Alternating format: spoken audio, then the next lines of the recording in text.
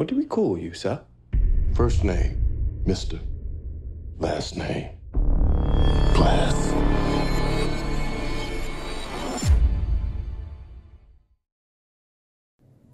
What's going on, everybody? I am here to do a review for the movie Glass. Yes, I know the movie comes out on Friday, but I was able to get an advanced screening pass to actually go and see the movie. This is actually my first time going to one of these things, and it was definitely quite an experience. I would definitely do this again. And the fact that it was free, you can't knock that. So I killed pretty much two birds with one stone. But, so, about the movie Glass, it is the third installment in the, I guess you could say, Unbreakable Split series. I actually watched Unbreakable and Split for the first time last night. And because I never seen any of the two movies, and I needed to watch them so I could be caught up with the story. So this movie brings together the three characters from those three movies. Samuel L. Jackson, Bruce Willis, and James McAvoy's characters. And now they're all together in one narrative, and they're pretty much all connected. We kind of figured that out at the end of the movie Split. Sorry about that little minor interruption right there, but anyway, this movie picks almost immediately right back up where Split left off. I believe in the movie it said this is 3 weeks later, so it's not like in the movie Split that came out in 2017, and we're 2 years later into the future. And pretty much the Kevin character and all of his personalities have kidnapped some more girls. You actually saw that in the preview, so it's not really a spoiler. And then you have Bruce Willis' character, whose name is David, who is basically like one of the guys they see him as a hero, and he has immense strength, and he's basically a vigilante now, and he's going out and he's just fighting crime and fighting bad guys. But his main goal is to get the Kevin character. He confronts him and everything like that. He releases the girls, and then all of a sudden it leaves them outside, and then that's when they run into Sarah Paulson's character, who is like a psychologist, or so she claims to be. And then that's when everything starts to take a turn. They end up into a mental hospital facility, and then that's when they, the Elijah Price, played by Samuel L. Jackson character, comes in. Now, a lot of people think that his last name is actually Glass, but no, that's a name he gave himself if you saw Unbreakable, because he has a low bone density, so his bones are very brittle and they can break easily. It's almost like someone who may have osteoporosis times 10. If you just slightly even touch them the wrong way, then their bones will fracture and or crack. As a matter of fact, minor spoiler alert, there was a scene in the movie where it was a flashback scene, and I thought this was one of the most brutal scenes in the movie, where it showed Elijah on one of those carnival type rides, and his mother was looking for him, and he got on the ride with his stuffed animals. And it was that ride that you get on an amusement park and it spins around and it's moving around in a circle. I forgot what it's called. And it caused your body to move back and forth. So he kept slamming up against the thing, and every time he slammed up against something, a piece of his bone would break. Like, that was probably one of the most brutal scenes in the movie. I would say Sam Jackson's character, Elijah, had the most brutal scenes, whenever he got injured, because like I said, his bone density was very, very low. But they're brought all together, and in this facility, this is the first time Bruce Willis' character, David, has seen Elijah in 19 years. Because, Unbreakable came out in 2000. At the end of Unbreakable, they pretty much found out it was Elijah that was the cause for a lot of those terrorist-style attacks, because he did all of that just to find David's character. They threw him in a mental facility, and that's where he's been at. So this is like a reunion that he really didn't want to have. But now they're all there together. They're all connected. Then all of these secrets start to pour out. I'm going to be honest. This review might have a little bit of spoilers in there. I just gave you one of them. But I would say the character that was definitely stood out the most had to be James McAvoy's character. Again, I watched Split last night, and his character, his acting in that movie blew me away, and it did the same thing here. I mean, you have to be a very phenomenal actor to be able to portray multiple characters while not switching, out, and looking like somebody else. We've seen actors do that before in plenty of movies, but he's playing multiple characters while still looking like himself.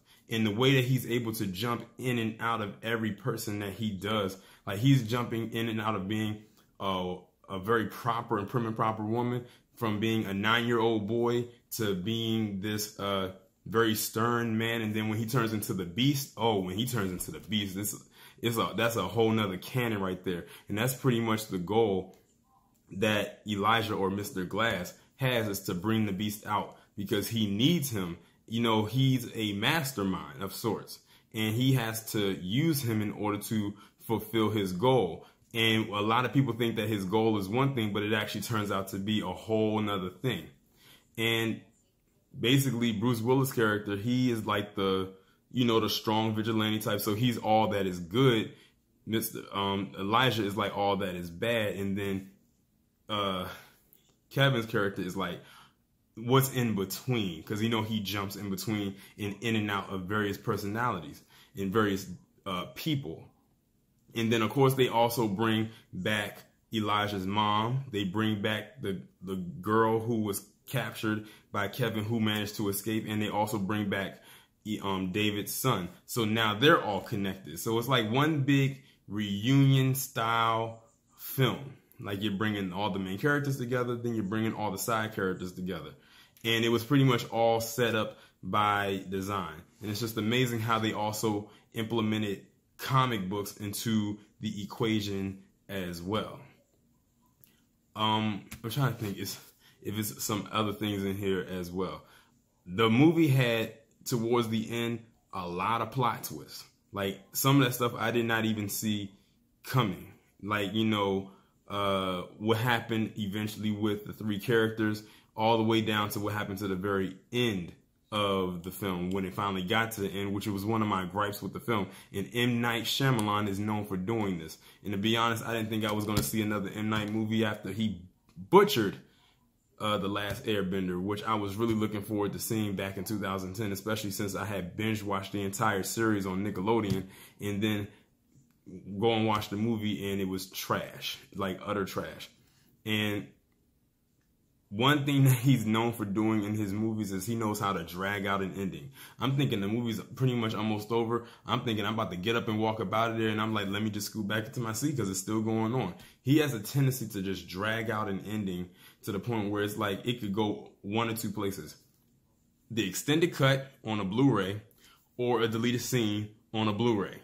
So it's like, why did you just drag out this ending so much? Even the person that was next to me was like, oh God, like, is this movie going to end? Because it just kept dragging and dragging and dragging to fill in all these plot twists. It was like 3 plot twists that happened, and that's why he dragged that ending out.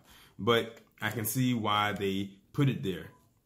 All in all, Sarah Paulson's character thought she was the mastermind and she was going to, be the one that was going to save the day.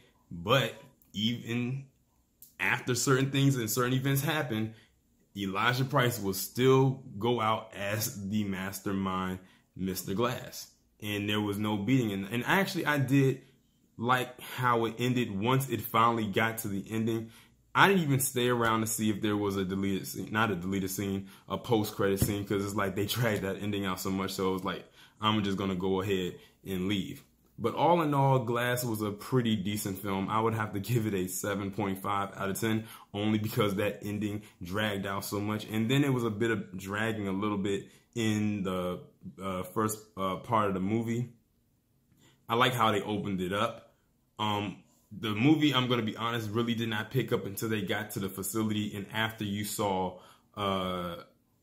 Sam Jackson's character. And then that's when it started to pick up a little bit more. And I get worried when movies come out in January, because usually those are the movies that they call those toss away, those throwaway movies. And then it's directed by M. Night. So it's like you get what you get when it comes to him. But all in all, it was a pretty decent film.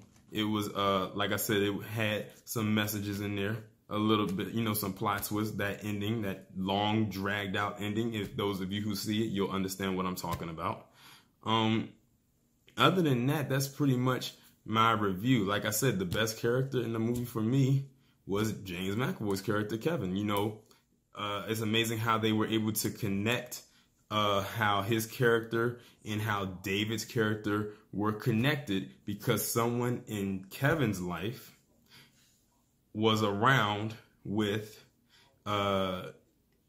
David's character going back to Unbreakable. I'm not going to spoil it for you, but let's just say something happens involving both of those characters, and it also involves Elijah's character as well.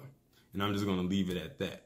But y'all let me know what you think about this review down in the comments. Based on my review, will you be going to see Glass? Will you wait to catch it on Blu-ray or when it comes on Netflix? Or are you going to do it on Fire Stick? I don't know how y'all going to do it. But y'all let me know what you think down in the comments. Like, share, subscribe. The links will be in the description. I will talk to you in the next one.